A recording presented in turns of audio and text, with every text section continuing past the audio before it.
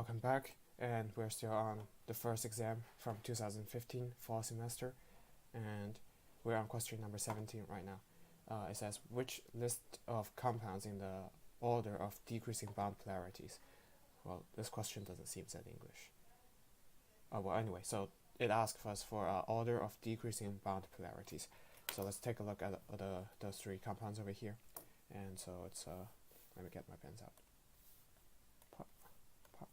Okay, so Br, Br, H, Br, and K, Br.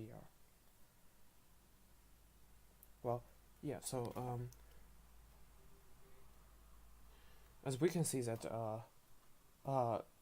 if you remember, I guess bound polarities is something that's related to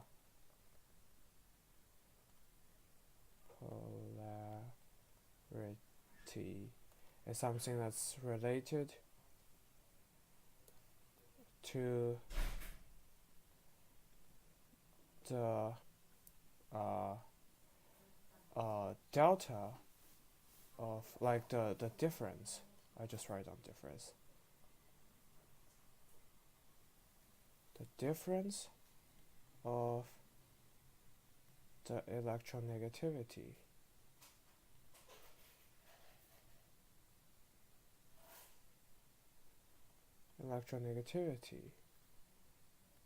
of the two elements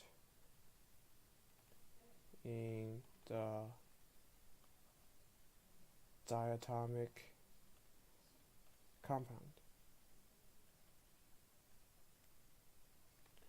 So as we can see over here, let's take a look at the electronegativity table. Outside over here, let's save this note first, otherwise I'll probably lose it. And let's take a look at this fancy electronegativity table over here. It's so first let's take a look at the what is that called? BR. It's oh, this is terrible. Yeah, bromine. Bromine is 2.8. So let's go back and take write down, like, bromine is 2.8, 2.8. And as you can quickly identify that the delta of electronegativity is 0 for this particular diatomic species, which means there's no bound polarities between this bond, which this one would definitely have the smallest bound polarity, and it has to, which gives us either answer C or answer E. And let's take a look over here, the hydrogen and beryllium, the hydrogen and bromine. The hydrogen is 2.1, and the hydrogen is over here, it's 2.1. So let's write down 2.1 and 2.8. So the difference of electronegativity between these two is 0.7, which gives us a slightly polar bond that's pointing to the, let me use a different color, it would be probably easier to understand. I'm not entirely sure if I can just cross this out in a very careful manner.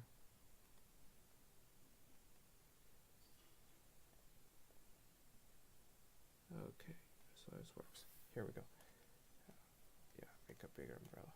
Eraser gives us a bonding polarity that's pointing to the electrons goes around the bromine more times than, although this is still a covalent bonding.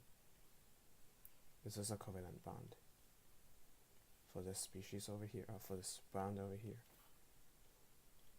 But which means it shares electrons between each other.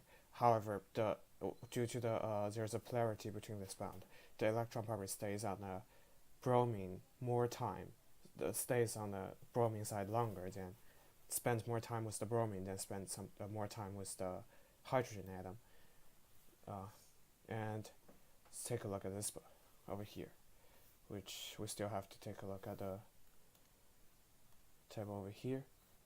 And so potassium is over here, it's 0.8, and bromine is still 2.8.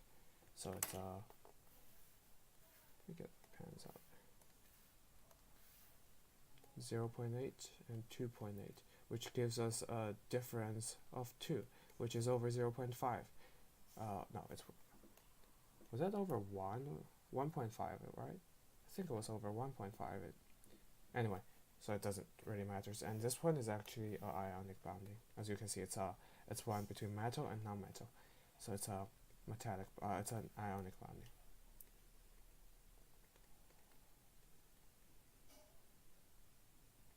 This is an ionic bonding, and it has certainly the potassium doesn't even has the electron anymore, but the bromine usually has the electron for all time, and so they have the strongest bonding polarities if they do have some kind of bonding polarities.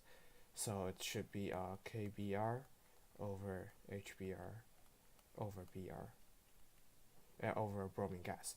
So which gives us exactly the answer E, and that is definitely the correct answer. And let me just clear this. What? Hold on. Okay, cool. So gives us answer E, and that is the correct answer. Okay, so we end up here.